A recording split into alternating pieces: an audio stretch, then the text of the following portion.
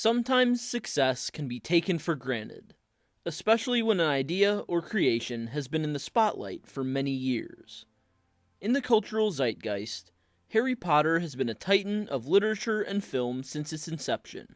So much so that everyone knows the image of the boy with glasses and lightning bolt scar. But when something becomes so astronomically popular as Harry Potter, and remains so even as we grow farther and farther away from the height of its relevance, it is interesting to dig into the most fundamental question. Why? Hello everyone, and welcome back to Exploring Fiction. Like most prolific readers at the turn of the century, I grew up with Harry Potter, and was able to enjoy both the books and movies at the same time. And though I moved on to deeper and more advanced works, I have always enjoyed Harry Potter now and again, and have recently come full circle to read them in adulthood. To my relief, the story of the boy who lived is every bit as enjoyable now as it was then, only this time, it carries with it the bittersweet burden of nostalgia. Out of all stories, Harry Potter may be the single most nostalgic, and I am willing to bet I am not alone in that sentiment, as evidenced by the endless amount of fans, both children and adult, across the globe. But rather than just ride that feeling, I wish to examine the why behind it all. So, why exactly is Harry Potter so nostalgic for so many? Let's explore. School. Everyone has to go for at least a portion of their life. Some spend much more time than others in the classroom, but everyone does it at least a little. And that fact is one of the foremost reasons Harry Potter is so nostalgic. Though there are elements to the setting we never have and never will understand or relate to, everyone has gone to school. While Harry takes classes in charms, potions, and defense against the dark arts, we take math, and science, and history. The subject matter is different, but the core elements of the school experience are exactly the same. Harry Potter's backdrop of an academic environment is universally relatable.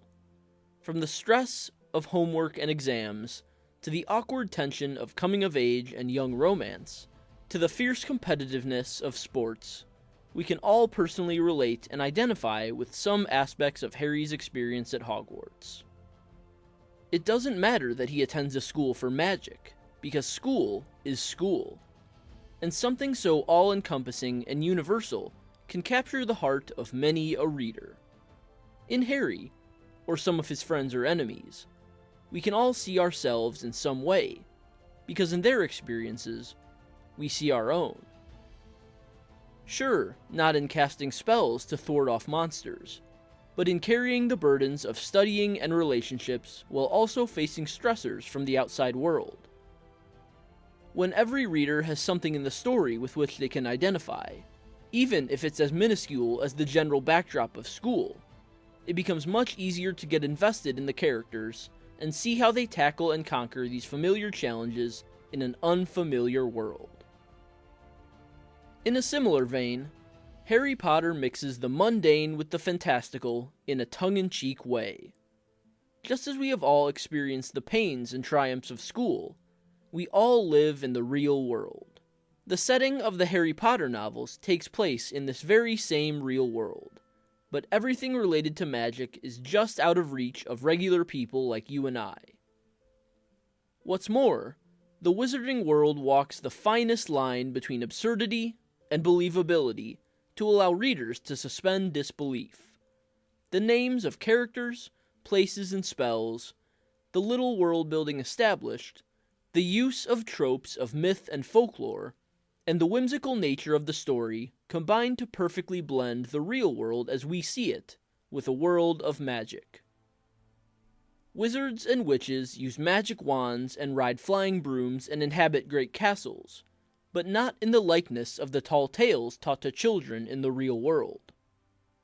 The wizarding world is just strange enough to feel foreign, but just familiar enough to be inviting and relatable.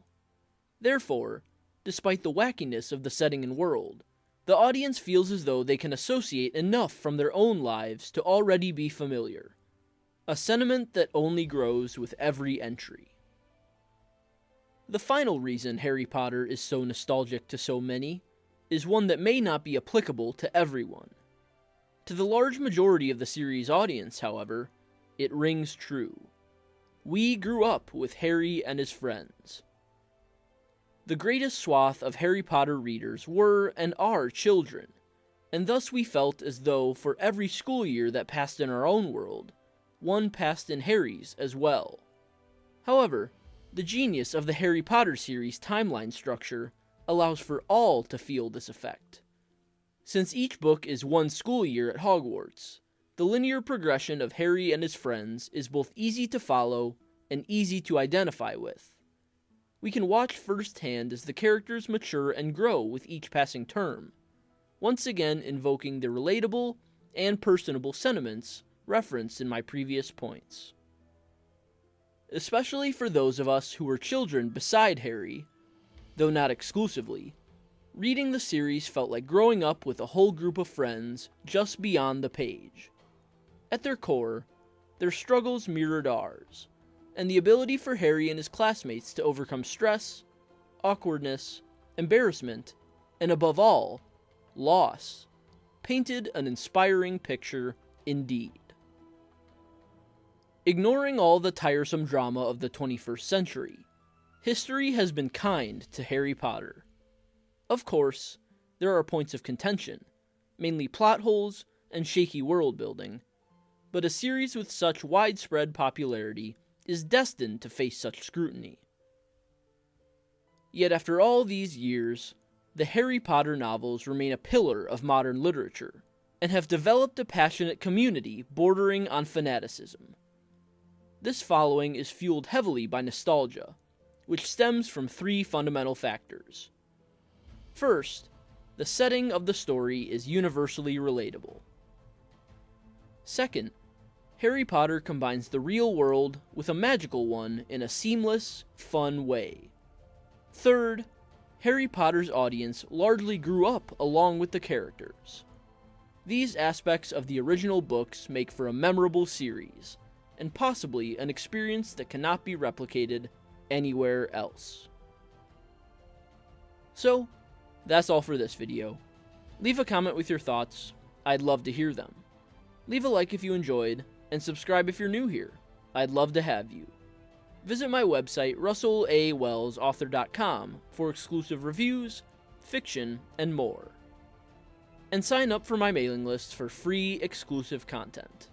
The links for both are in the description below.